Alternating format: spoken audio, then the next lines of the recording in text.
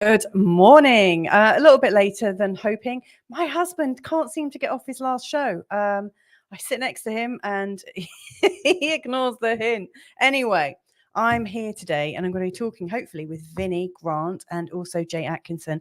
And we're going to be talking about the harsh truths. Please excuse me, I've got a croaky voice. The harsh truths that we prefer to ignore. It's a funny one because I've been thinking about this all morning, like what harsh truths am I trying to ignore? And I really, really don't know. I'm just going to quickly, I can see Vinnie was trying to call me. So I'm just going to see if he's okay. Are you okay, Vinnie? So hopefully him and Jay are okay and will be joining me real soon. Anyway, before we get going, I just wanted to share a few things. First of all, like, how are you feeling? What's going on for you right now? So for instance, I can see we've already got Gillian. Good morning to you. And we've also got Stephen Wells. Carla's never finished GMP by 10 a.m. Yes, you know what? But he promised, he said he would. When I said, what's the earliest time I could be online? He said 10. So, you know, I might have to change my show time because it's the third time running now. Anyway, Gillian saying your text at the bottom of your screen says you are chatting with Owen today. Oh, yes, thank you. I need to change the brand. This is what happens when you don't get the chance to change everything. Let me just take that off because I'm not speaking with Owen. I'm speaking with Vinnie and Jay. Hopefully that's changed. I can see I've got a phone call coming through, which I can't accept because I'm online. I can't take your call, Vinnie. Sorry. That's a bit annoying, isn't it? So anyway, what we're going to be talking about today, I feel horribly unprepared. Right.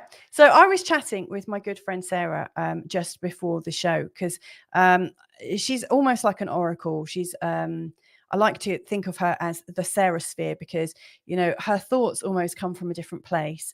And, you know, she's really, really cool with consciousness and stuff.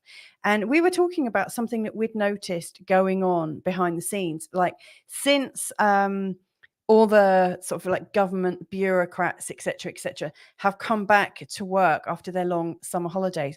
All of a sudden, it seems like the news is ramping up with lots of narratives and stories and stuff. And so we were talking about it. And she had this amazing question. And that was, whose thoughts do you want in your head? Yours or someone else's? And so there was this kind of like recognition between the two of us that all of a sudden it feels like there's something pushing on us externally, kind of saying like almost like a push to almost have somebody else's thought in our heads. Is anyone else experiencing that? That's what I'm kind of keen to understand.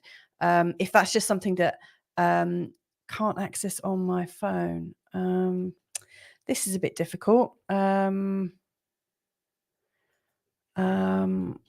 just sending the StreamYard link to both Jay and Vinnie. Okay, I may not have any guests. It's so funny because on Monday, one of my, and it's not funny, but my first confirmed guest got flooded out, and so I need to see how she's doing. Poor Jenny. I mean, she's an amazing person. And then on Tuesday, my guest Rick needed to go to the dentist, and we had a bit of a communication breakdown. So maybe this show is doomed from the start. Who knows? But I'm hoping Carl in the back office is trying to talk to Vinnie. Are you doing that for me, love? No, I've come in to be a guest in case you don't have any guests. Can you try and also talk to Vinnie, please? And Jay as well? Yeah. Okay. You should see the conversation open. So this is kind of the stuff that goes on in the back screen. So anyway, we've also got Gillian saying there definitely seems to be pushes it into other folks' narratives. Yeah, I would absolutely say that. It just seems really outrageous at the moment. So one of the things that Sarah and I were talking about this that's so funny, Gillian. There's no such thing as a doom show. Bless you. It's times like this when you realize who you are and what you're made of, right? But Sarah, and thank goodness I had this conversation with Sarah this morning. So we were talking about how it feels when we feel this sense of somebody else's narrative coming in. And here's Vinnie now, actually. Can you give me a thumbs up if you're okay to come on? I'll bring you on in a second, mate. All right. She was saying that when we feel contracted, when we hear these narratives in the news and we're feeling contracted, it's a surefire sign that something is coming into us that's not quite right. And how can we be more expanded? And so one of the things that she came up with was like everywhere where we're being contracted into somebody else's reality or sense that, instead of us expanding into a place of our own choice and possibility, like how can we go into that place of possibility? So it's a kind of a cool thought for today. Anyway, let's bring on Vinnie. He's a really good friend. He was, he's been in our life, mine and Carl's, for at least 13 years. You've known Vinnie for donkey's years, haven't you, Carl? I can't remember the first Yeah. time I met Vinnie, but yeah. And he is a real kick-ass hypnotherapist. And he does timeline therapy, all sorts of different things. And he's got his own modalities too. So let's bring Vinnie on now. So Vinnie, hello, good morning. How are you doing? Louisa. Hello. Are you okay? I was a bit worried because you're calling me. I am. What happened? So how are you feeling today? If you were to rate yourself on a score of, like, say 1 to 10, how are you feeling right now? Let's have a check-in. I'm feeling probably about 6. I think by the end of the show, I'm going to be right up there, but I was a bit flustered at the start. Where are you today? I'm at about a 9. And that's because I went swimming this morning in the sea. Oh, wow. I went swimming. I did some exercising. Yeah. Because I knew that would influence my state for this podcast in a positive way. Yeah, so we both had our own little fluffing. So you fluffed yourself with a good swim. And I spoke to my friend Sarah, who was like my mood fluffer. Sorry, you're saying something. What do you want to say? Yeah, but I started to get a little flustered because I couldn't get on air. Ah. And I just calmed myself, said, look, it's all going to work out. Yeah. It's okay. And I just imagined it working out and held that in my mind. Yeah. Wow. Which is like so important. And I think it's going to be part of this conversation this morning in terms of how we can manage our own state. Yeah. And that, we've all got stuff, patterns that limit us, make us feel less. Yeah. But we don't have to be a victim to them. Yes. This is our chemistry. This is our body chemistry. Yes. Which and we can take ownership of it. We can take ownership of it. Yes. And this is exactly what Sarah asked me this morning. She said, whose thoughts do you want in your head, yours or someone else's? I can see we've got Jade as joining us, and it looks like she's got a very pretty background, actually. And Sarah's just saying, haha, mood fluffer, I'll take it. Let's bring Jay on now as well. Good morning, Jay. How are you? Hello. Hi, Jay. Hi. I'm good, thank you. I was I think I clicked on the wrong link, but I'm having an old lady morning, so it's okay. Oh, it's so lovely to see you. What a pretty room you're sat in. Thank you. I've just decorated it actually about a week ago, and thought, oh right, this is my new studio. So yeah, welcome to the room of love. You still have what's the name of your business? Like, did you have something like Heart in it? It's like Heart Cottage or something. Oh, my book. I had Heart Like Cottage. Yes, I did. That was years ago. And and the book what I wrote was called Work of Heart. So yeah, there's hearts all around with me. Oh, wow. I'm sorry, Vinnie. I missed the first few minutes because I was trying to get into the studio. I thought I was in, but I must have clicked the old link. So I apologize. I'm so sorry. My fault. we were talking about whose thoughts do we want in our head, someone like yours or someone else's, and how it feels like there's a contraction going on around us at the minute, you know, in terms of narratives coming out in the news and stuff. And Vinnie, you were talking about how you set yourself up for the day, because if you don't, then were you hinting that your unspoken, hidden, harsh truths that you prefer to ignore, that they start speaking up? Is that where you were going with that? The volume's not very good for some reason. So, all right, yeah. I mean, I don't think it's all about that, because I think we need to look at what's going on inside. Yeah. And you know, if we have some tools that we can address that either completely or to some degree, that's really important. Yeah. However, on a day-to-day basis, there is so much that can influence our state in a negative way. You only have to go on social media. Yeah. So much overstimulation that personally, if I don't take complete responsibility for myself and to understand that I'm going through different emotional states all of the time as a reaction to stimulus coming in. If I don't manage that, if I don't stay conscious and take complete responsibility, not blaming externally, but take complete responsibility, I'm going to be like a cork on the ocean, just bobbing up and down and up and down, and just carried by the tide of emotion. Yes. And drama. Yes. Yeah, I get that. I've had a week like that, actually. And I can back that up, because this week I've had to really, really, really draw everything in together. I don't know what triggered it, really. I think it was just an anxiety response to something. Then the odd friend, because I don't listen to news. I don't have newspapers, as you well know, for years. Don't do media. Facebook kind of gets me now and again if it's lucky. I do as little as I can on social media, simply because of all the BS out there, and I just can't. I'm an empath. Well, it sounds a bit, you know, I'm an empath. What? Don't worry about it. Really, really sensitive to issues, and triggers can trigger me within a heartbeat, you know, and I have to be really aware of that. So over the course of my few years, you know, I've had to learn to really, really go within and take total responsibility and be authentic and work with integrity just every day of my life. And as you both know, you know, I used to do the old channeling thing and the Solomon and all, which is wonderful. You know, it's all doesn't mean anything other than it was a stage along the life. And one of the things I was sort of thinking about this morning when coming on was like, oh, okay, what harsh truths do I prefer to ignore? The harsh truth that I don't know everything. and I can't be all to everyone, you know, and that's one of my big downfalls, is I try and be all to everyone, and it's ridiculous. And I had to question why I was doing that. And at the core of it, really, really honest, was I wanted to be loved and liked, you know, and I'm working on it. I'm still working. I'm a work in progress. But I think that there is, like Vinnie says, there's so much out there. And Louisa, I know for a fact that you, in your last podcast, I think with Ben, you were talking about the fact that you became a bit of what was the word? A conspiracy mummy. I've done, me too.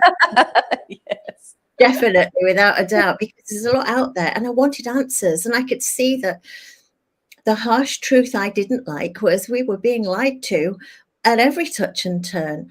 But then I thought, right, okay, I heard somebody say something about somebody in the media and say, but she's part of the problem because she's still working for the company that does all this stuff. And I thought, yeah, that's me.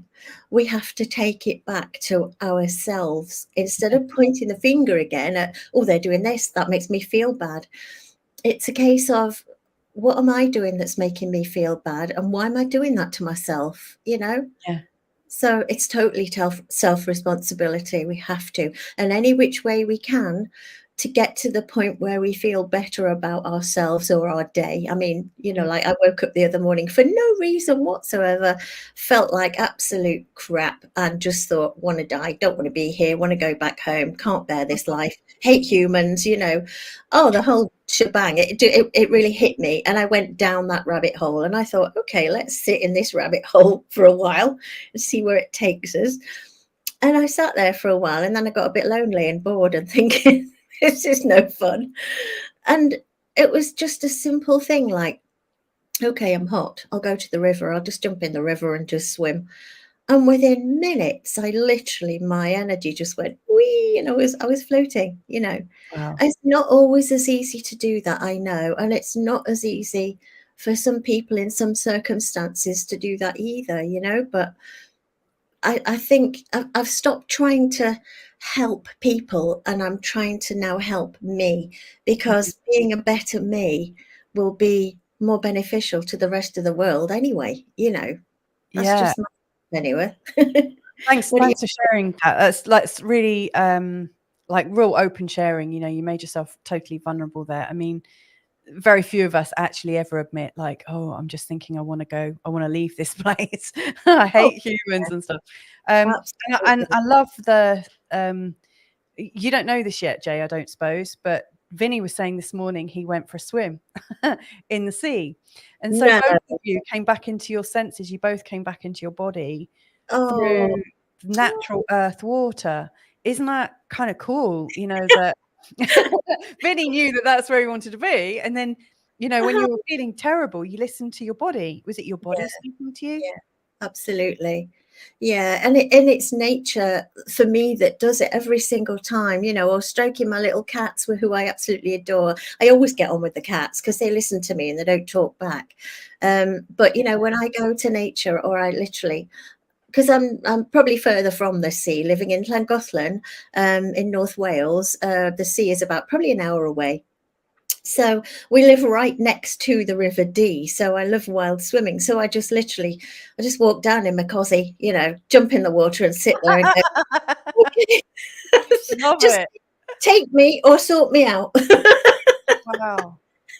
Wow. It's almost like a healing event, like very cathartic. Yes. Yeah. Vinnie, sorry, go on. I was just going to say, Vinnie looks really poised, like in thought there, and I'm wondering what's going on. Yeah, come on. I'm unpacking what you're saying in my mind. I'm unpacking it because, as far as I understand, you changed your chemical state.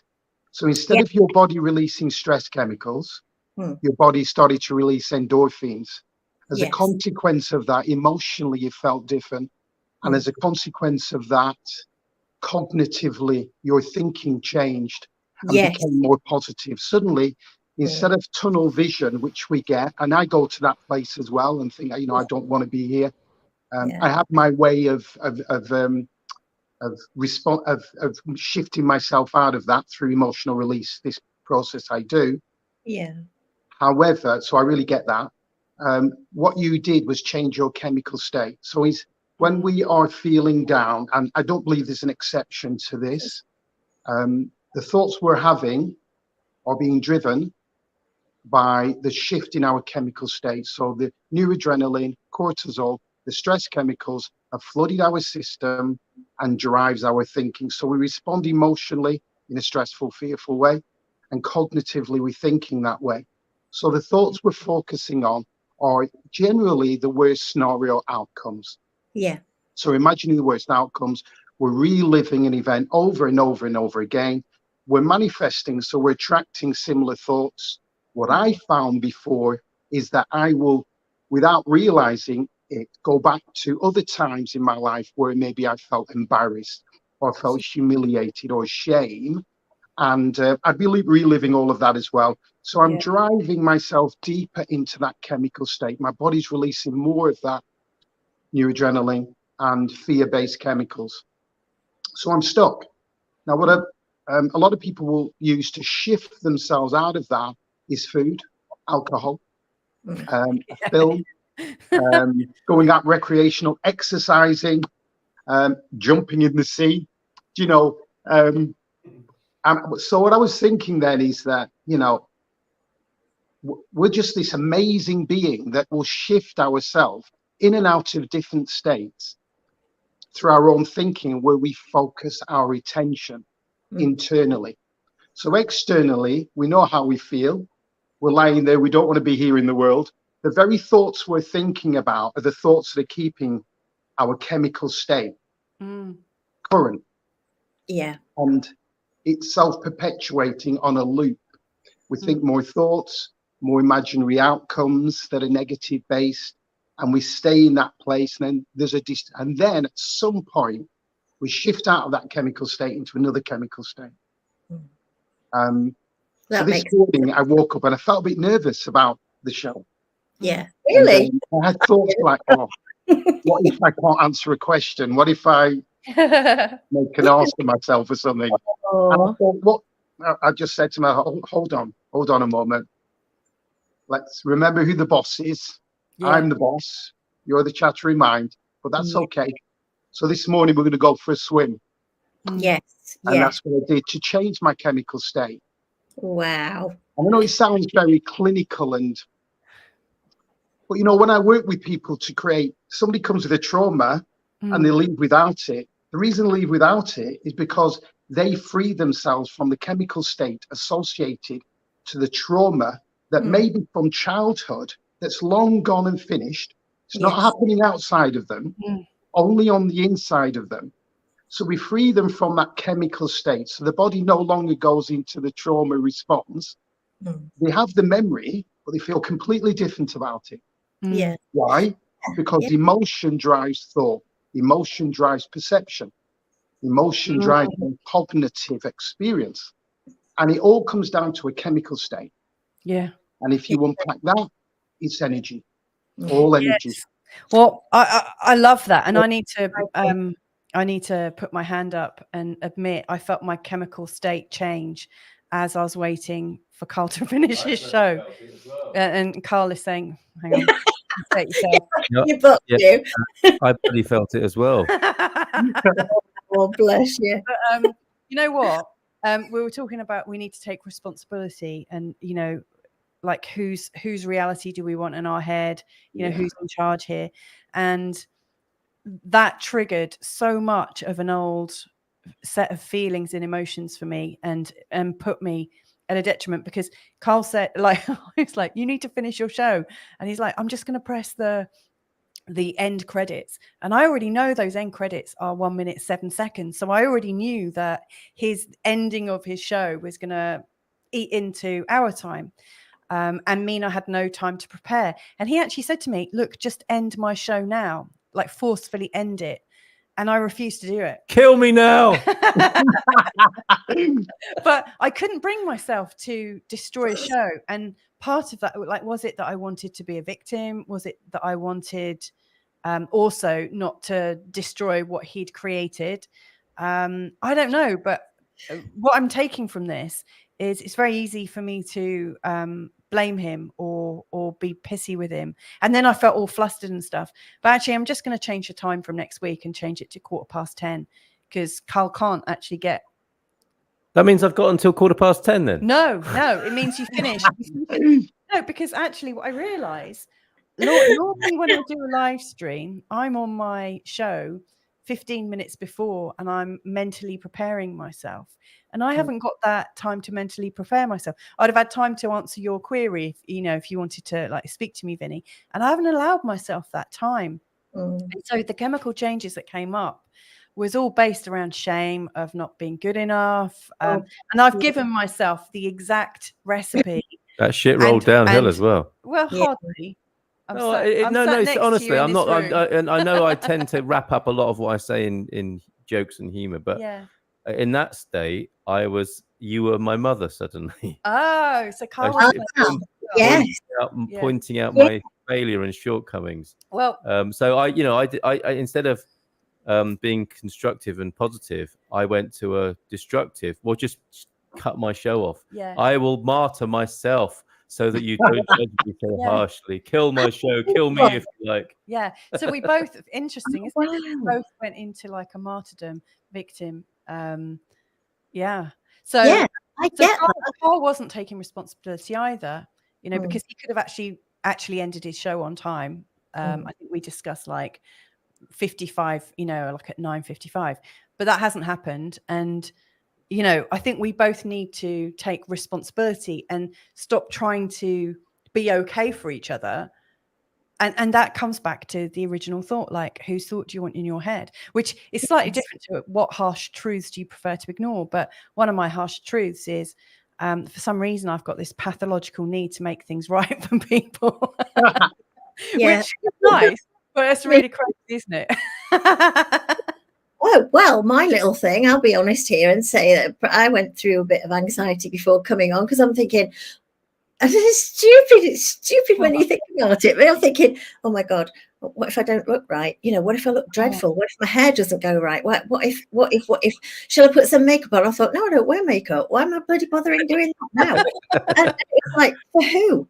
And then I heard my mother, you're not going out looking like that, are you? Blah, blah, blah. And oh, wow.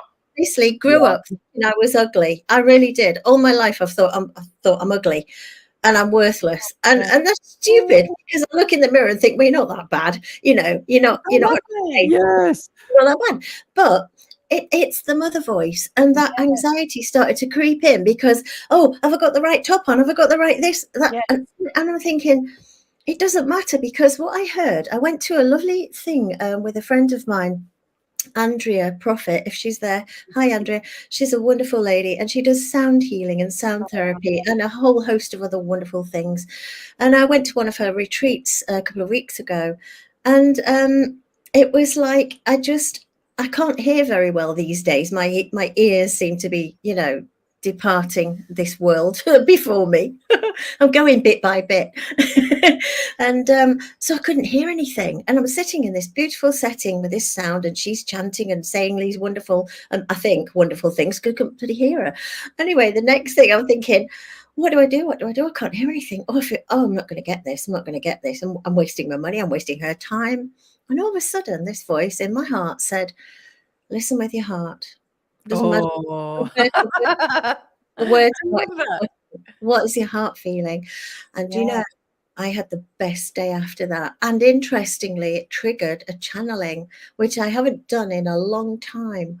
And that came out, and it was just lovely. So that was a huge lesson. And again, I think one of the harsh truths I have a difficulty in ignoring is the truth I believed, which was, oh, by now I'll be sorted. I'll be there. I'll be there, you know, because I've done all this work on myself. I've done this channeling thing. I've written a book, you know, all these things that you think are achievements, but who is it really for, you know?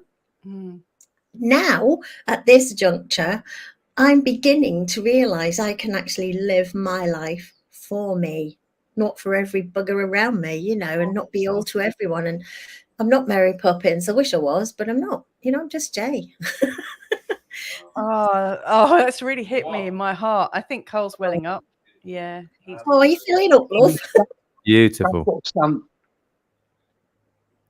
What stands out to me from what you've just said is the heart. Oh, yeah. And that's where you've landed. And I think, you know, all these expectations and all this stuff, it feels like it's very heady to me.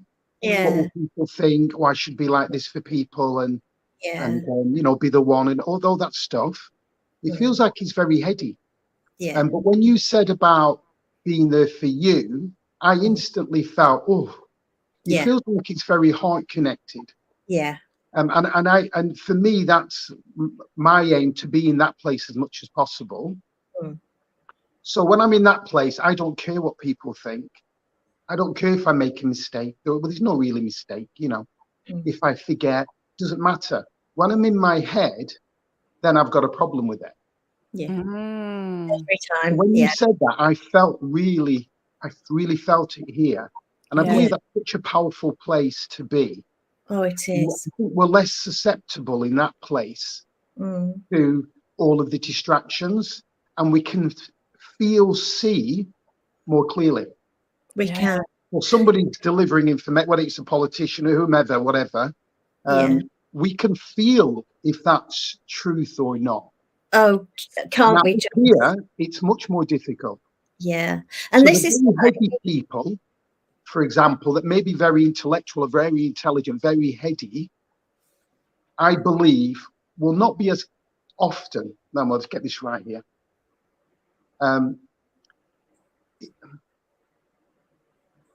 I think that it's so much more simple than what we think.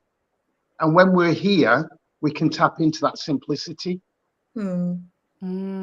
Absolutely. I totally agree with that, Vinnie. And like now, sitting here with you guys, I feel I'm in my home with people I would invite to my dining table.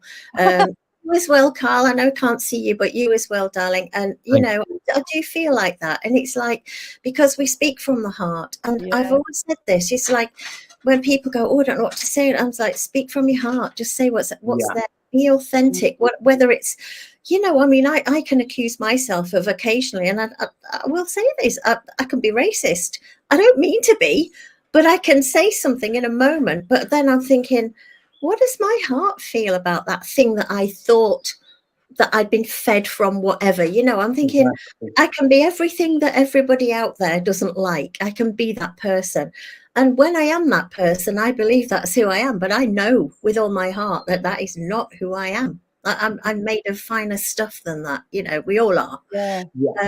But you know, again, it's down to the people that we were raised by, the circumstances we were raised in, situations and decisions we made, you know, and all of that. And I think I and you and all of us are our own harshest critics about this stuff.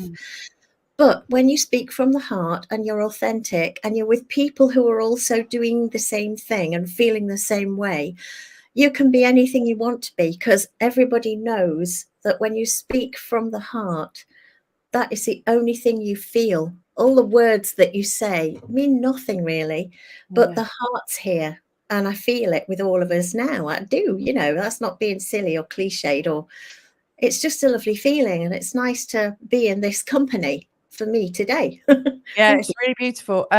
Thank you for that. I just want to, before I miss the opportunity, because like this is just flowing. I really want to acknowledge the people that are listening, because we've got loads of comments coming in, really lovely ones. So Suze is saying, good morning, liking the lingo.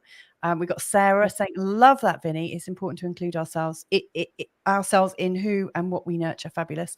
And then she's also said, oops, and that's for Jay as well. Forgive me. And then Gillian saying, possibly, if you destroy his work, he may destroy yours. I think that's about me and Carl.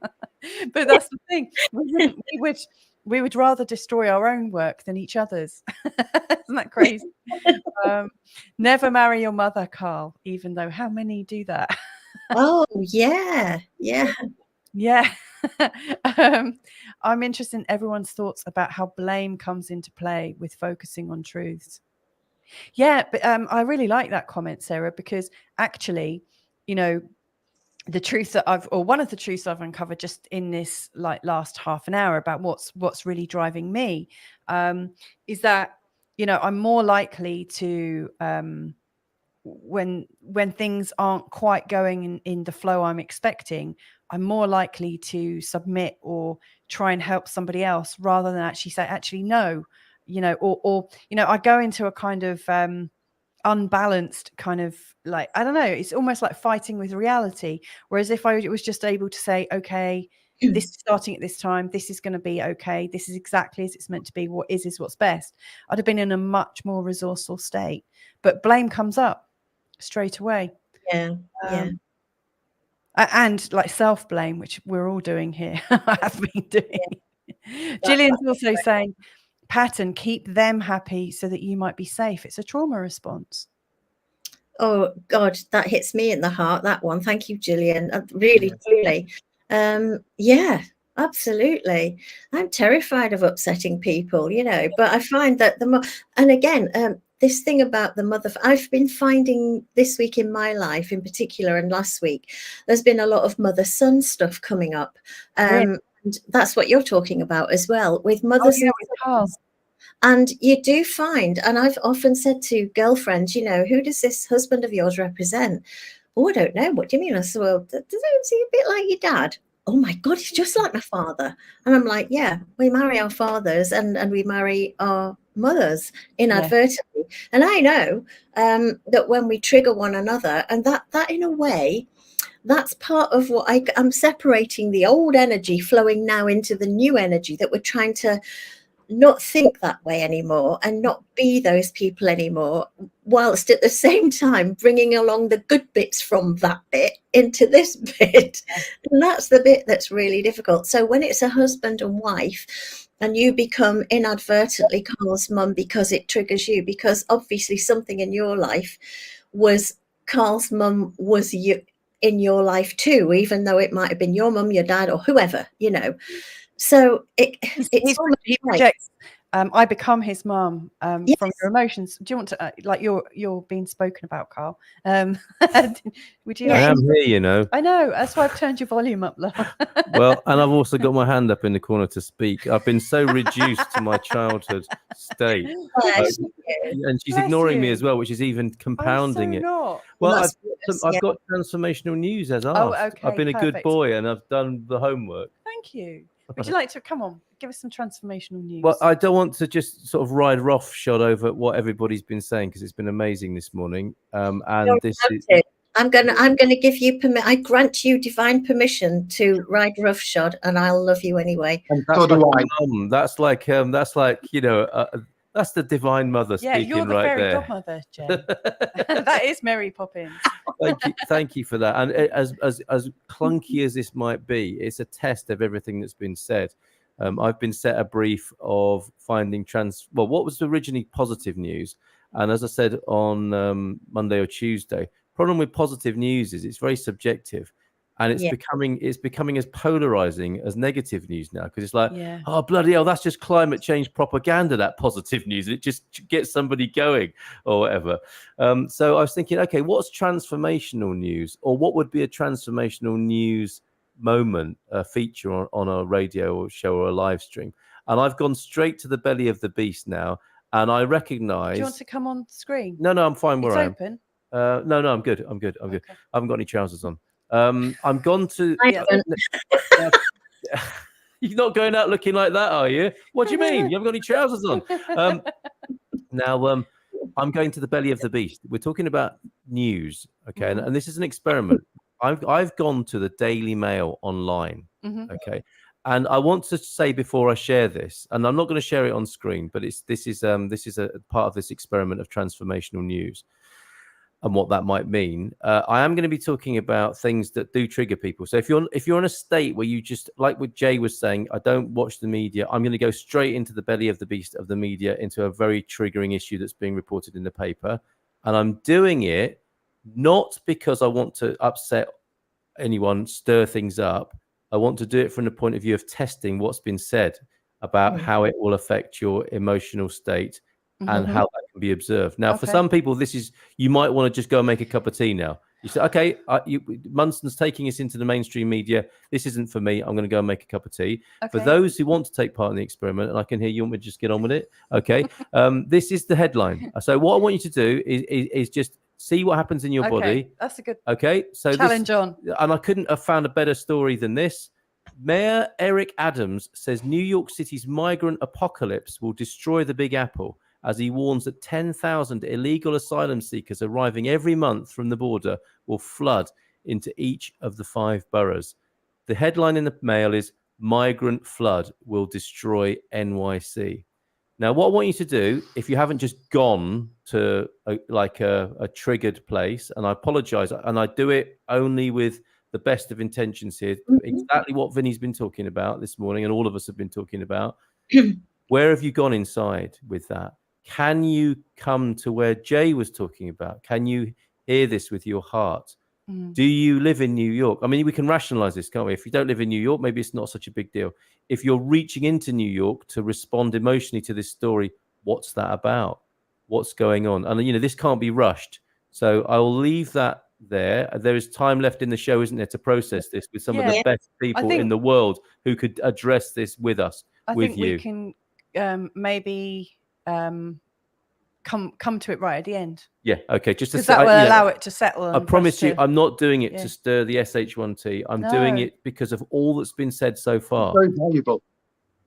It is. I absolutely know, because I have, funnily enough, had a situation occur in my life literally 3, 4, 5 weeks ago of this very nature. So I can really from my heart authentically tell you what it did to me and how I came through it. Oh, so, wonderful. Oh, wow. But if you want to wait till the end and everybody else can process, I already know what mine is. Okay. Thank you, Jay. It's very powerful. Actually, maybe let's just have a look at it now. Jay, did you want to? Well, all it was, right, a few weeks ago, and again, it's always little Chinese whispers and hearsay and da-di-da.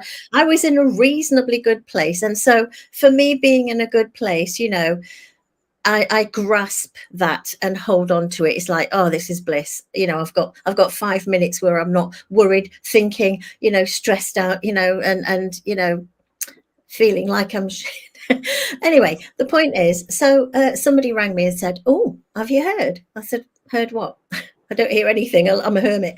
Have you heard about that hotel near you? There's been a hotel, beautiful hotel, that has literally, it's about half a mile from us, not even that. And it's on the A5 in Llangollen. And it's been sort of under offer for a long, long time. So it's owned by this family that various people have said various things about them. But anyway, they went bankrupt or whatever. Nobody really knows the story. And but they're still kind of living there. But anyway, the point was, the rumor went around and spread like wildfire that there were going to be illegal immigrants being housed there. And immediately I went into, not on my watch. Oh, wow. I did, I'll be honest, you know, and I went, thank you. What? No. So I'm like, wait a minute. Why have I gone into such panic and fear?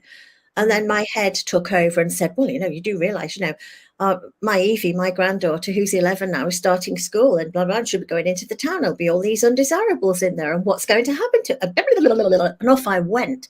Right into the black hole of fear and of various other things as well. Anyway, a couple of days went past and everybody's, you know, having their say. And I was prepared to, I was doing my banner, marching up and down, you know, barring the doors, you're not coming in. Wow, Jay. Yeah, really, truly. Because the narrative that had been given to me was was just men, and these men were going to be installed there as part of the agenda, and all that stuff came up, the conspiracy agenda, which is what I was reacting to. When I sat with it for a few, you know, hours, days actually, and said, right, okay, what would love do? What would the mother of all creation, who's created all of you, everything in the universe, what would she say? What would she feel? And what would she think?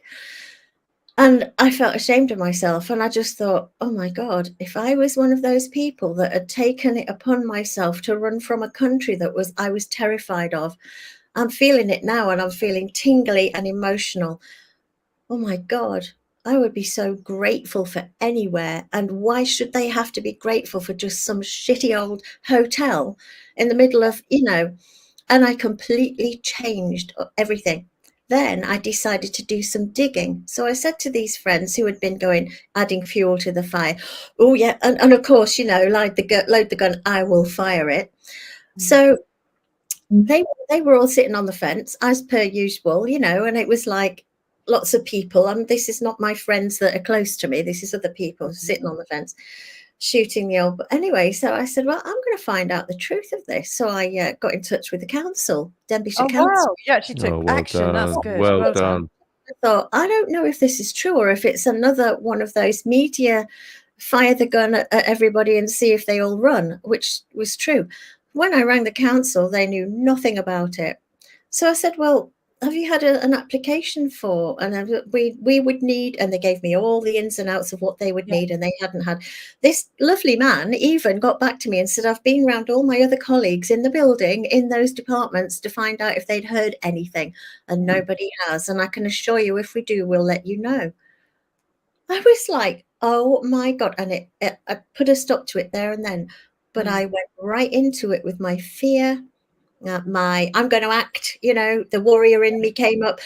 This is me who is saying, I'm sick and tired of being male in my life. I need to be a woman. I need to be softer. I need to be gentler. And I immediately jumped on my Joan of Arc horse and was riding into those flames, and that's how easily we can do it.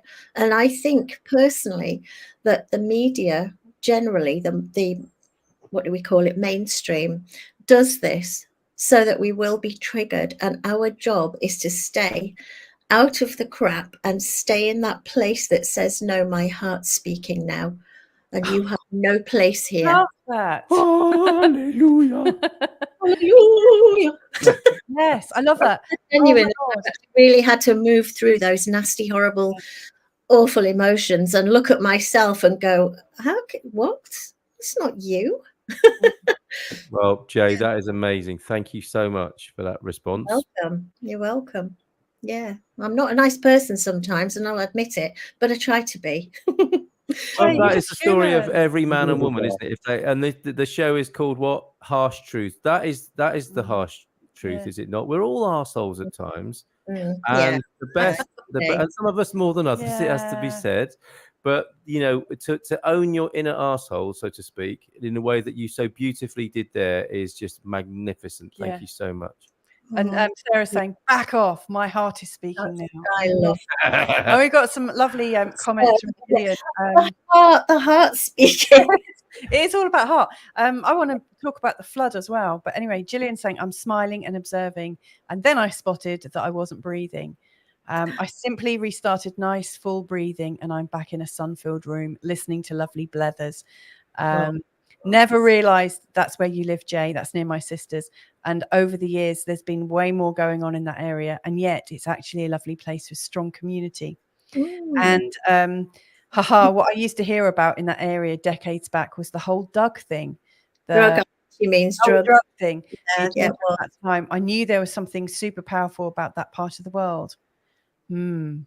Yeah, I mean, when I heard that story, I was really taken by the words in it, like a flood of migrants, because that brings up so many different images. Like very recently, I think there was a story. I don't know if it's true or not, because I just don't know that any story we hear is true until I actually meet people involved. I really try not to get hooked on the story, but obviously I do, just like you, Jay.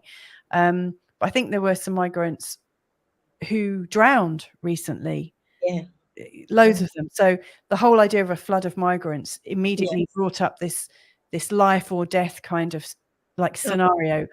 I also think sort of bringing up water, we've all mentioned water, haven't we? So I haven't mentioned, I'm on a salt water cleanse, weirdly enough, and so you've been talking about natural water. I think me and Mr. M should take the kids to the sea immediately after this and all go and kind of baptize ourselves in the water as well. But isn't the water, and I was also watching something about vibration, obviously water is like liquid crystal. Water, you two both had the common sense to get into natural water that had its own frequency based on nature. And you went back there, and I think those kinds of stories that bring up the idea of water is almost reprogramming us at a cellular level to be in that place of misery. And it's, the last time I spoke to my parents, my mum and dad said, because they live in Kent, not far from Dover and Margate, in the southeast of England, and they said we've had 1,000 migrants come through our town in just 3 days. And they were talking that there was a hotel that had been used by university students, and they'd paid up their accommodation. And so they'd paid up, they had every right to stay in this hotel, and they were kicked out so the migrants could go in. And again, I don't know that that's a real story, but my mum and dad were absolutely reacting with it, in their heads. We couldn't stay in this hotel for months on end. And yet, other people are. So there's a whole sort of context of, sort of being hard up, it's almost like when people hear news that means that they may well be impoverished in some way, that you're having to give something up in sacrifice. I think that's where people often, and I've gone there myself in the past. I've also gone the other way. We were also campaigning to have, where we got married, that had like 200 rooms or whatever. I remember Carl and I campaigning to have people come and stay there when there was all the camps in Paris. We were saying, like, to all the board of trustees, can we have people come and stay? Wow. But again, where was that coming from? Was that actually coming from our heart, or was it coming from wanting to be seen to do the right thing? Exactly. I just don't know. There is that. That's my harsh truth. Was I actually really working from a sense of free heart space, or was I hooked on a story? Well, a couple of things there, because as you were talking, I heard I drink structured water. I've got this bottle, and it's Tesla technology bottle, and I don't know, it does it for me. So I put my water in, filter my water, put it in this bottle, and it does taste different. Structured water is simply living water. Any running water, like a river, a stream, a sea, structured water. And I thought, when you jump into a structured stream of water, it restructures your energy and your molecules and everything that we hear so much about water and how it speaks to us, and there's this thing called the Women of Water, and it's like, that's a whole other podcast, I'm sure, but it really got to me, but again, it's like, are we reacting to, I found that in general, I react negatively to things that come in from the outside that are not truths. Yes. And when my heart finds the actual truth in the middle of all of that, I can then act according to the heart. I don't react. Do you know what I mean? So I feel that a lot of this media thing, like with saying with your parents, they came in and they did this, and the university students got kicked out, and my thing, it was all to false information, and there's so much of it out there designed to trigger us into negative responses. But when heart-based stuff comes in, our response is naturally positive. I feel that, for me anyway, Absolutely. Vinnie, where are you right now? You must have I believe our default setting is peace. Yeah. Yes. And from every single client I've ever worked with, they all go to peace when they stop running their stories. Yes. So people have stories about migrants. Maybe there is a bigger agenda, because this is happening all over the world at the same time. So I actually believe there is a bigger agenda there. But that aside, in terms of an experience, which is always internally, what we're doing internally, our chemical state, what we're our internal dialogue, the pictures we're creating, this whole environment inside. When I stop that and I'm not running any stories, and all of my clients all go to stillness and peace. And I do believe it's possible to stay connected to that whilst operating externally out in the world with all of the projections of our own mind. So my brain has created all of this from energy. It's constructed this three-dimensional experience from energy. My five senses, the picking up light, that is converted into experience for me to interact with that which I'm creating. My perception is down to what's happening inside. My emotional state will drive my perception. So it's all my creation, all of it. If I'm in chaos, it's my creation. If I'm in fear, if I'm in happiness, if I'm in love, it's all my creation. And what stands out is, can we, and what Carl said as well, can I read about something terrible where they're using very emotive language, like apocalypse, flood? They have is obviously an agenda to influence us on a deep level emotionally. I see it as dark magic. Because the intention isn't to give you a good experience. The intention is to give you a negative experience. We know that sells newspapers. If they were full of happy stories, most people wouldn't buy them. So it does sell, but it appears to me that the agenda is to give us an emotional experience of extreme emotional experience. However, like what Carl said, if I can observe that, I can hear those words and still stay connected to my peace.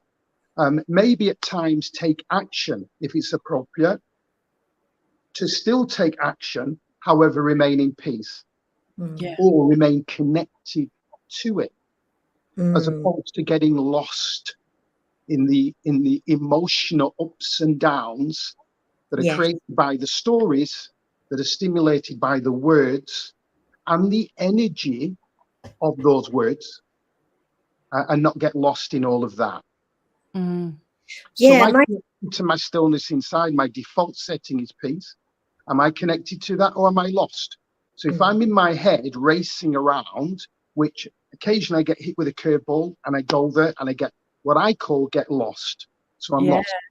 I'm disconnected. I'm in the matrix, meaning I'm lost in my projections. My emotions are continually being triggered. I'm on a loop and I'm lost. And my aim then is to get back. So even though I'm lost, there's enough awareness there to know that I'm lost. And then I have to get back. Now, the getting back is connected to what Carl said, is the heart, and what you said. The heart and that stillness inside, that peace inside. Can I get back there? When I'm in the matrix, I don't want to be here. None of it makes sense. It's complete and utter madness. When I'm connected up, then it makes sense. I can everything makes sense, even though I know it's inverted. But it makes more sense because I can influence my response to it by being conscious and present and awake enough to not get lost in the quagmire of emotion, up and down, up and down. Yeah, absolutely brilliant. I get that. Wow. I'm clapping like a seal here, Vinnie. I'm clapping like a seal in the corner of the room. The volume's not very good. The volume's not very. I can't really hear very well, so I'm kind of like. Please join us. Carl is actually going to join us on screen. Yay! Oh, yay! Hello, So I think that what we're talking about here, and what that exercise that Carl gave, I think is so massive. All of this is so massive. Yeah. If the person really gets it and has some tools, it'll change their life. It'll shift from high stress, anxiety state to a calmness where they can make better decisions and action things from a higher level and perceive from a higher level and be resonating a higher frequency out into the field. If we're all lost and then we're all witnessing each other lost, forget it. Well said, it's like being with somebody very awake. I find that incredibly inspirational. Inspires me to want to be more. If I was around everyone that were lost, maybe it wouldn't be as real that I can be awake. Well, you make a really amazing point there, Vinnie, because we have a responsibility. Well, I higher frequency into the field. Yeah, well said, mate. And I have this sense of sorrow about, and I'm observing it. I'm not lost in it, but I'm aware of how for the millennials and in certain cultures, there's a kind of death cult going on where people are only seeing each other in a bad way, in the way you describe, and their solution to that is euthanasia, or like life isn't worth living, and that's something. I think that's an elder message, isn't it? Is like, you know what? I totally get it. We're not Pollyannaing you saying, life is good, just cheer up. Totally get why you see it like that. And that, how do you put it to these youngsters that they might be lost in this world of this hall of mirrors? It's like a hall of mirrors, isn't it? Of misery. Because there's this going on, there's that going on, there's the other going on. We don't want to stay in this world like that. And it's like, who would? But it's not what you're looking at are mirrors and smoke. And beyond the smoke and mirrors is something that has kept us all going for millennia before. Oh my God. And this is where we come in. Well, I say me, older generation, me definitely. But, I like to think that I've kind of gleaned some kind of wisdom and experience from all of this that I can offer, like to my grandchildren, you know, if they need it. And I think, well, what happened with me last week when I was going through a bit of a meltdown, because I do now and again, you know, life gets too much. And I just sat in the room and I was just sobbing, and I didn't know where to go or where to put everything I was feeling. It was overwhelming. And then my friend Tracy, God love her, rang me and she said, "Are you okay? Oh, are you okay, love?" And I just went, and I couldn't speak. And she went, "It's all right." And she just literally sat and she said, just be it. Just let it out. And I just sobbed for about half an hour. And then I came to and I said, "I'm really sorry." And she went, "Don't ever apologize." And she said, "All you needed was to be heard." And you know what? That again switched me. Because sometimes you have got, it's like a child, a 2-year-old. You can't tell a 2-year-old who's having a tantrum, just stop it and be happy. They've got to just, you know, and I feel like that sometimes. And I need my negative side to be heard as much as my positive side. We can't all have our strawberry faces on all the time. No. I was feeling lost, and I was feeling, like you said, Vinnie, lost and stuck in the matrix completely, gone right back into that maze with no direction. I didn't even believe in guidance anymore. I'm like, there is no God, there's no mother, there's no this. And it's just not there. It's just, I've just imagined it all. That's how bad it got, you know. It just as quickly turned around, you know. I'd like to share a process. I've actually welled up at the thought of. I'd like to unpack that in terms of sharing a process that will enable somebody to do exactly what you said, and that is to be present and to acknowledge the aspect of us that's expressing itself. Yeah. Well, there's 2 parts to it, and I use this whenever I get hit with a curveball. Either sitting or laying. And then there's eyes closed, a full acknowledgement of how you're feeling. So the person, if they feel shame and embarrassment, that was my last one, actually. I would say, "I feel embarrassed. I feel embarrassed. I feel ashamed." And keep repeating it over. And what it does, it keeps the person connected to that emotional experience. I feel embarrassed. I feel humiliated. Can't believe I said that. Can't believe I did that. I feel shame. I feel embarrassed. And what will happen is that the level of intensity will start to drop. Yes. And what's happening is where the cortisol, the noradrenaline, the stress chemicals, the gland that is releasing that, by staying connected to that state, it will stop producing the level of stress chemical until it won't produce it at all. And what will happen is the person will go into a peaceful state. Again, it's our natural state. And at any level around, I feel so much better. Anything around that point, the next stage is to talk to the mind and to approach it like a 3-year-old child. And to talk to it, and it's making the sounds that you would to a child. So it's like, shh, shh, it's okay. Okay.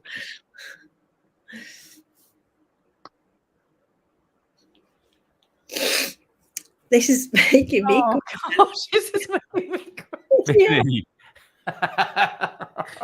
What have you done, Vinnie?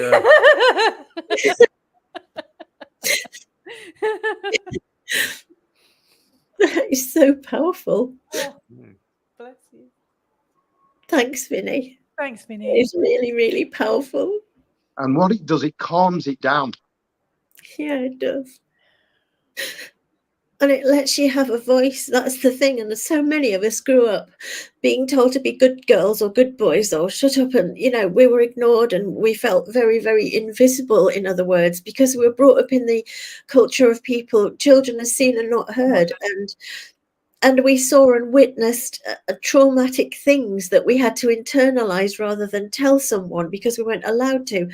All of that, you know, and you just need to come to a point in your life, whether you're 60 or 100 or a million, and be heard, you know.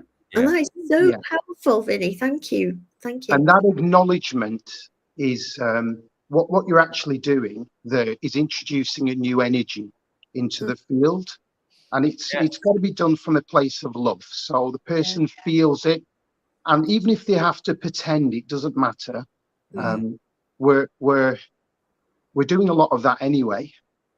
And our body will respond as if it's real. Just like watching telly or listening to music, we'll go through different emotional states. We know nobody's in the telly, but the person can find themselves crying or angry, all these different emotional states. So we're doing a lot of pretending anyway. When this is done from a loving place, and it's I'm here, it's okay, I'm here, and the mind will become completely still. And then it will start again, but it won't be as intense. And then it's repeating it over again and treating it like a 3-year-old child, because it doesn't know any better. It just in reaction, like a child running around frantically. It has no idea about cause and effect, and it's just out of control. And, you know, you'd approach a child in a loving way rather than a critical way. So the term monkey mind and all of that stuff, it's all like being abusive to a child. So by approaching it in a more of a high vibrational place, the mind automatically responds, because the mind's actually energy. It's a frequency of energy, or a number of frequency bandwidths operating, but it is energy. And by approaching it in that way, it's introducing a high frequency energy, and it will respond very, very quickly. At the end of this process, the person will drop into a very deep, peaceful place. Yeah, see that, mate. Where they can actually view whatever the challenge is in their life from a peaceful perspective. And what they've done is connected to what was already there within them that they disconnected from. Yeah, well said. So it's all there. All the qualities that we admire in another human being, they're already built into our very core of our being. It's that we have developed a personality construct that has many, many parts that when we've encountered trauma, parts of us break away. And then we have another part that is the coping part. Might be very angry, might be very jealous. It might be very reactionary, or wanting to save everyone or run around helping everybody. These parts that have learned to be that way to survive in childhood are generalized through to adulthood. So we have all these parts of the personality that are operating. However, at our core, there's everything and more that we could ever choose to be. That's right. And the heart is back in the room, isn't it? In the experience you described, and it was like, hold on a minute. I thought he said if you repeat states, you're gonna sort of if by saying I'm so embarrassed, I'm so humiliated or whatever, you're reinforcing that, and it's making it worse. But it's the spirit in which you do it and the intention that's important, isn't it? Because if you use it as a tool, if you weaponize it against yourself, obviously that's going to have a certain result. If you're calming yourself with that, and the story is just moving away from you, isn't it? That story is moving away from you. You get a transcendent relationship to it. And then that other thing where you brought the house down, as it were, with like there, you've made room, space, haven't you? The heart is back in the room. Yeah, absolutely. And do you know what? So when I move from chaos to that place, do the it's a little challenging to go through the first part, which desensitize the belief in that moment and the reality of that, because none of it's true. It's all a load of rubbish. It's all programming. Any limitations programming, it's rubbish. It's not real. It's not who you truly are as a person. It's not who we are. And what will happen is the body will stop producing that chemical. So the intensity will increase. I keep saying it. And then suddenly it's less. And what's happening there is that the body, the glands are releasing less of that chemical, less and less and less. Now, out in nature, when an animal... We've lost your volume. You might have an incoming call. Wild animal has been caught by, say, a lion, and it manages to escape. It will find a peaceful place, it will a quiet place in the shade, away from the herd. And what's been observed is the animal will take a similar posture as what occurred when the lion was holding it down. Now, also observed is the breathing becomes very erratic, the body will shake, and also there'll be rapid eye movements as well. Their eyes are closed, but rapid eye movements being observed. What's believed to be happening is that the animal is reliving the experience and allowing itself to come out of the other end, which means reliving the experience. The chemicals are being released, reliving it, less of it, reliving it, less, reliving it, less. Wow. Stopped. And then the animal will shake itself, stand up, and then go and join the herd. So we have a natural ability to move through trauma and out the other end. We've lost it as human beings. We run away from uncomfortable feelings. We use coping mechanisms. And this is doing what an animal would do out in the wild to enable itself to go back to the experience, stay with it, feel the pain and suffering, feel the chemical, the response, the emotional response to the chemicals, and shift through it and out the other end where the body isn't releasing a stress chemical to that experience. The same thing happens with this. When we stay with it, the body eventually won't release a stress chemical to that which we are focused on. It won't release it. We've come out the other end. And at that stage, we can then talk to the mind. It'll be significantly quiet anyway, quieter, but then we can really engage with it. Let it know that we love it, that we hear it. So I would say, I see you, I hear you, I feel you. It's okay.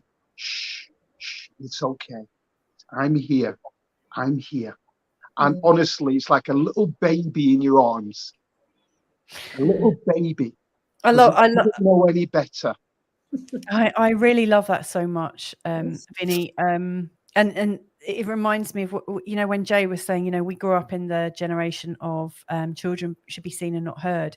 Like when we were being raised, I heard things like, how dare you feel angry about this? And it's nothing to be angry about. And a lot of disempowering our reality as we felt it at that time.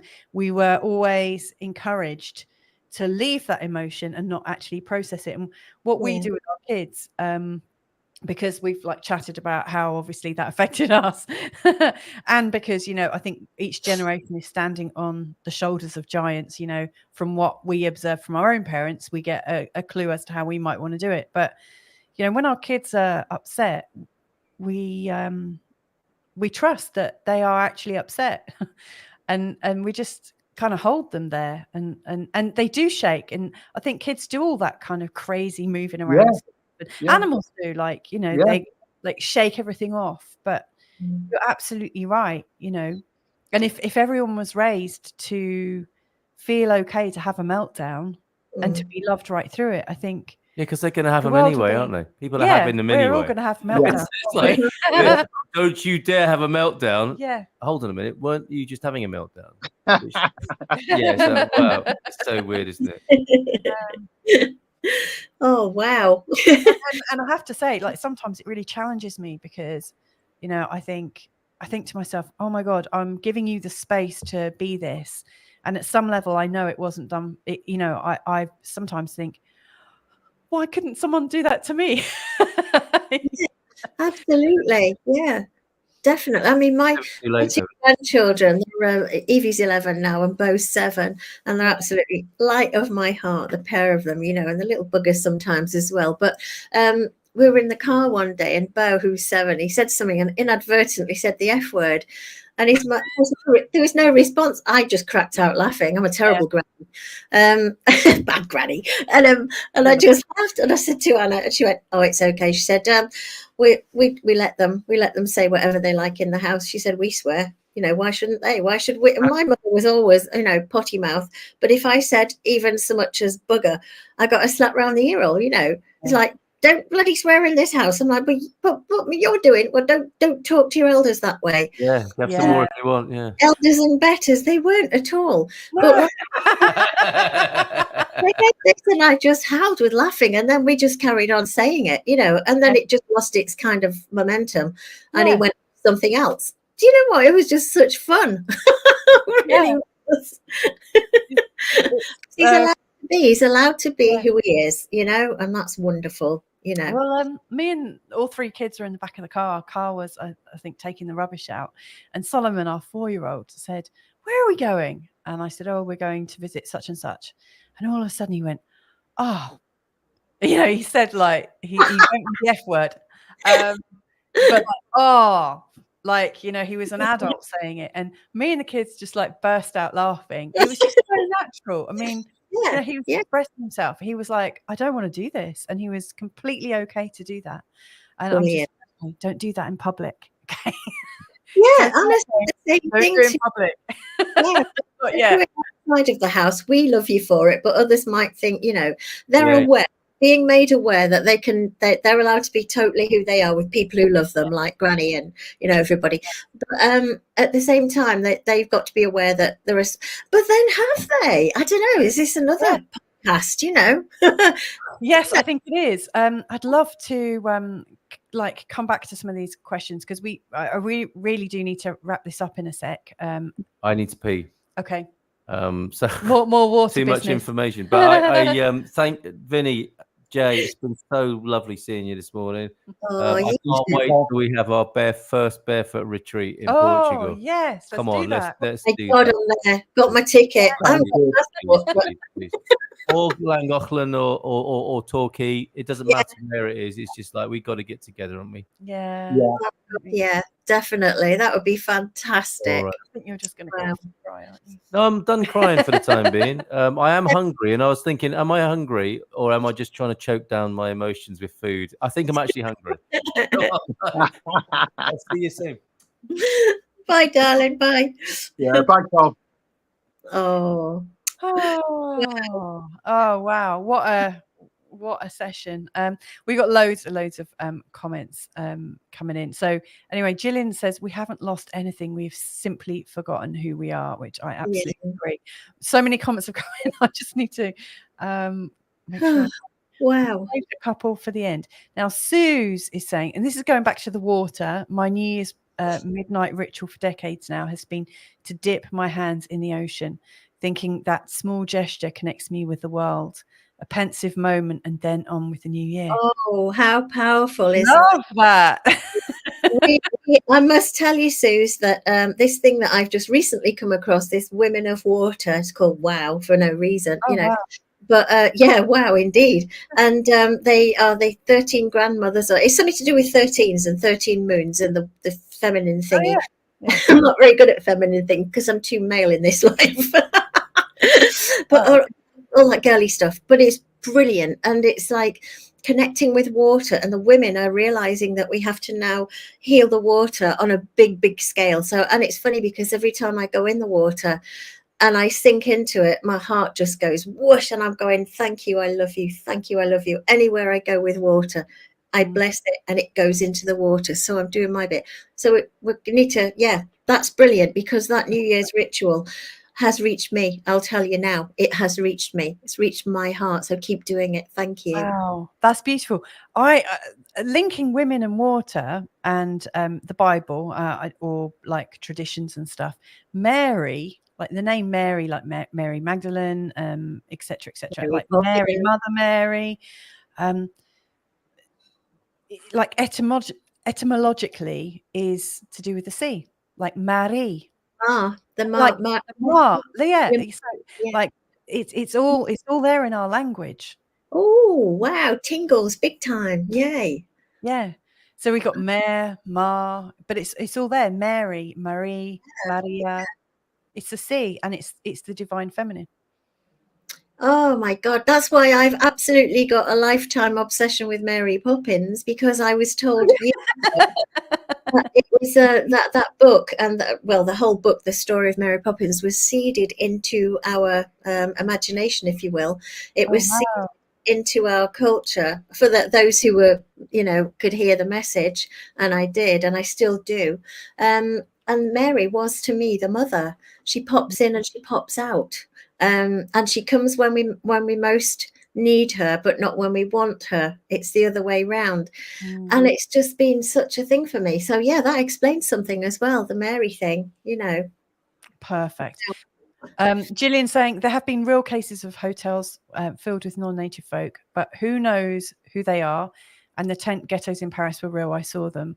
But is this not engineered too? I think all of those points have some, like, carry some water, to use the water analogy. We met somebody, in fact, we hosted a talk where somebody from Syria was like running a kind of like a massive fundraiser called like From Syria with Love, and there were lots of Syrian children that did drawings for people like with their hopes and dreams and things. But this guy told this very, very traumatic story of how he got in a silo with like 25 other guys, a silo of flour, and it was sealed at the top, and they were told to keep quiet because they might be detected. And it was horrific, absolutely horrific. They were fighting within the silo, like, because if anyone complains or fights, they're running out of air. And so people were almost getting ready to kill people for the survival of everyone. It was really awful. So yeah, I do definitely know there's some reality there. And I also recognize that in lots of these countries where there've been a lot of migrants, the stories that are coming out from people I know and also from different news sources is that they're mainly men and not mainly old women and young children that need saving. Men of fighting age. Yes. Which makes it less credible as a big story. But again, I'm not there. Anyway, Gillian also says, water is so powerful. I've been really getting back into swimming daily, and it's so nourishing. Funnily enough, our guest tomorrow, Dee, you were saying you swim in the River Dee, weren't you, Jay? Well, Dee actually loves, when she went back to the UK recently, she was swimming in the river. She loved it. And her name is Dee. I'll yeah, absolutely. Oh, you two would have a scream. Yes, Vinnie, we are that powerful. So you're talking about the power of us. Back to taking responsibility for our own experience. Even dark muck, we know these rules and can shift it ourselves. I agree. We just don't necessarily know we can do it until we do. And then, of course, when we do, we can do it. Exactly. We do when we can. Yeah. Gillian's also saying, and as we're experiencing our own creation, we created the bits we don't like to. Yes, we did, didn't we? And Sarah's adding one hand open and the other one on the heart. I love that. Louisa, you mentioned this month in my forecast, my astrological forecast, check the water that you're in. And now I'm tearing up too. So I imagine quite a few people were tearing up with us. Thank you for these tools, Vinnie. I'm grateful for all of you today. Right. We haven't lost anything. We have simply forgotten who we are. We're almost in now. What if, powerful, united beings that we are, we chose to experience disempowerment and separation? Haven't we done that well? Really well. Yes to that one. Yeah, really we know that. We've done that well. And what if we have experienced that so that we can experience the coming back together again? Because I think that is where we're coming. Yeah. I do. Yeah, I really get that feeling too. As much as everything around is to the contrary. Just if I look outside of me, when I go inside and something feels as though there's a thread of connection beginning to come back in. And this time, the way I put it is, we've gotten rid of all the family that we were given and told we had to do these things with and learn from. Not got rid of, but you know what I'm saying. And now we are choosing our soul connection family. Yes. If that doesn't sound too cheesy, I'm definitely finding that I've got a very, very small kind of circle of people around me, because that's it. It's just me and them, and there's not very many of us. But I feel like we're consolidating in that thing, and then it will spread out gradually. Yeah. So, yeah. Beautiful. I think as well, we are advancing ourselves as creators, not just in this dimension, but in all other dimensions as well. So when I'm emanating energy out into the field to a person I'm talking to, let's say I was being critical, I was being judgmental, and I was a victim kind of mentality to life, and that's what I'm emanating out. The person I'm communicating will have an experience of that. They will feel that energy. They will translate that energy into an experience, and that experience will be far lower down the evolutionary scale, if you will, than if I was heart-centered, connected, and in my power. And when I've spoken to people like that are really in that place, it elevates me. And I believe it's because the energy they're emanating out is the very energy that is part of the field that I'm translating into an experience through my body senses and my brain that organizes it all into an experience. And so I believe that as we move through the world, we're advancing as creators. And eventually we'll get so advanced that we don't need to come here. And our consciousness goes to a different frequency bandwidth, and then we operate there. And we continue as creators until we get so evolved that we're creating dimensions, we're creating worlds and planets. No evidence for that. It just feels like it's unlimited in its scope, and it will just keep going on and on and on and on. Yes. So that's the only thing I can conclude based on that. Yeah. I love that. An alternate reality that I think is also possible is that you, me, and Jay might wake up in a lunatic asylum tomorrow and go, "Oh my God, I just had this really weird dream." The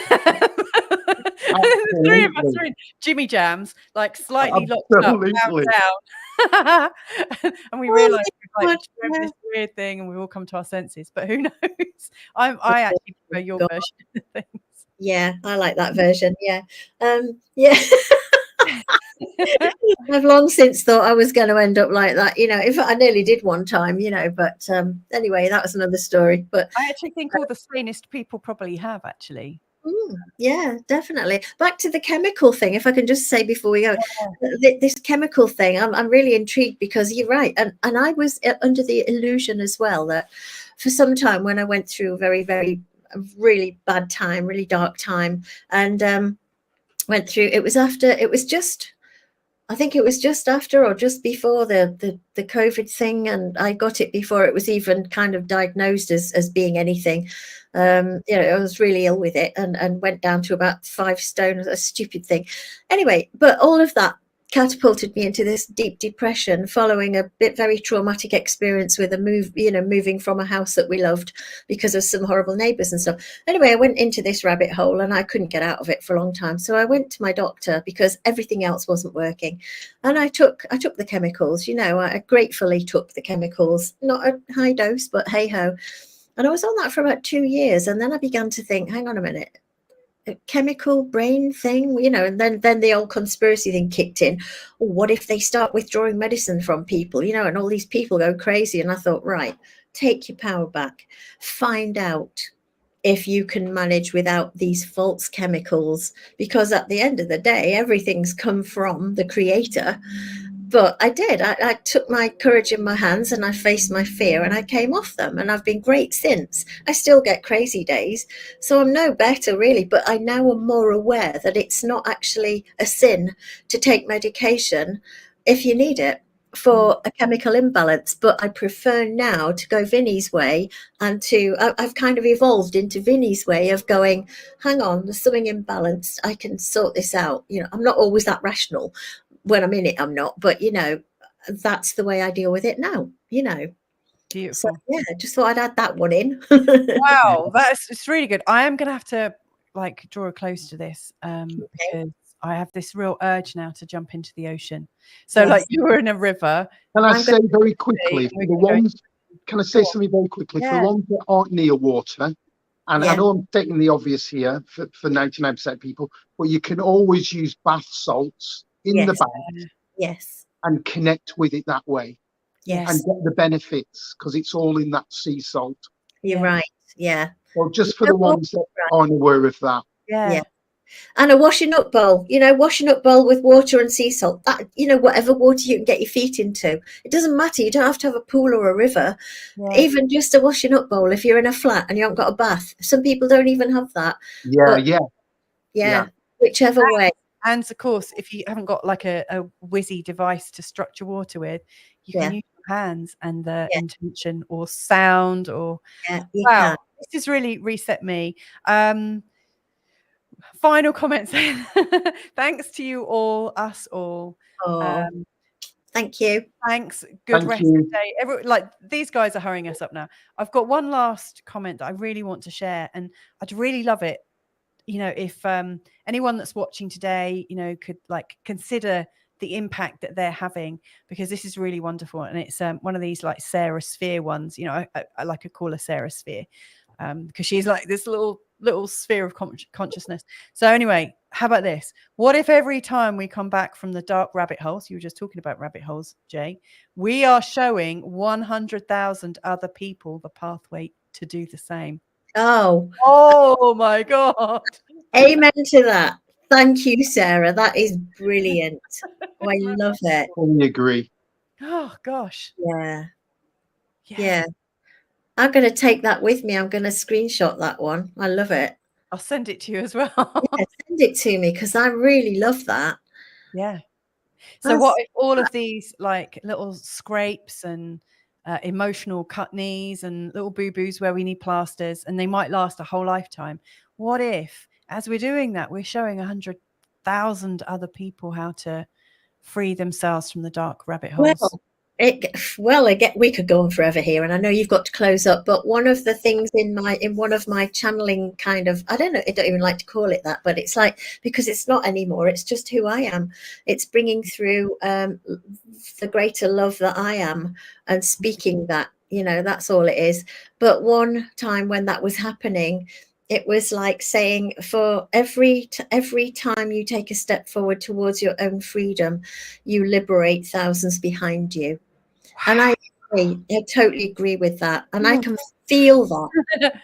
Feel energy behind me. It's like, I have to do this for me. I have to do this for me, because I am connected to everything in the universe and everything in creation. So what I do for me, I do for others. And, I don't do for others because I'm I want to be good, and I'm a tickly, and I'm looking like age, I'm doing it for me selfishly. And inadvertently, that will have a knock-on effect to everybody. It's powerful. Aren't we powerful when we do that? We're creators. Yeah, we are. So what I'm hearing is you're allowing yourself to shine. Yes, that's and the right. brighter you shine, the more of that energy you put out into the field, and other people will feel it. That's so true. It has that ripple effect, of course. So 100%. We have such a responsibility in every single moment to be that higher version. Yeah, we do. We absolutely do. Or maybe not higher version, but just our more real version. Yeah, our authentic version that we've forgotten who we are. Precisely that which we truly are. Yes, exactly. And as Gillian says, it's time to cut the puppeteer's strings and walk our own path. Oh, yeah, definitely. Goodbye. And the final comment here that I starred earlier, and this is a good one. What would love do? Yeah, that's what you were talking about. Absolutely, Sarah. Absolutely. Oh, so God. How are we all feeling now? I'm way up beyond a 10 now. I just feel really quite magnificent. I feel tingly all over, feeling really released because I've had a bit of a cry. I might even have another one. Yeah. I feel more connected. I feel peaceful before. Yeah, definitely. I've got that too, and I'm feeling very pink. You're looking great. I'd have had no idea that you weren't a girly person, Jay. Not at all. Not really. You seem deeply feminine to me for all the right reasons. Thank you, darling. Well, thank you so much for joining us today, everyone that's been listening. Jay, Vinnie, oh my God, thank you so much for being here. Really, totally appreciate you both. And we appreciate you for creating this space as well, because it's just really lovely. What a great way to spend a Thursday morning. Do you want to come back in a couple of weeks? Do you want to make it a regular thing? Yeah. What about you, Vin? Are you? I'd be happy to. Yay! I'd be happy to. All right. Brilliant. Wow. Thank you so much for everyone that's joined us today live, and for everyone that's watching in playback. You know, just have a magnificent life. You're so much more powerful than you know. We all are, and we're all doing it for each other. So much love from me to you, for everyone in the world. Get in that water. Get in the water. Dive in. Bye. Bye, guys. Bye, everybody. Lots of love. Shine brightly. Twinkle, twinkle. Ciao, ciao.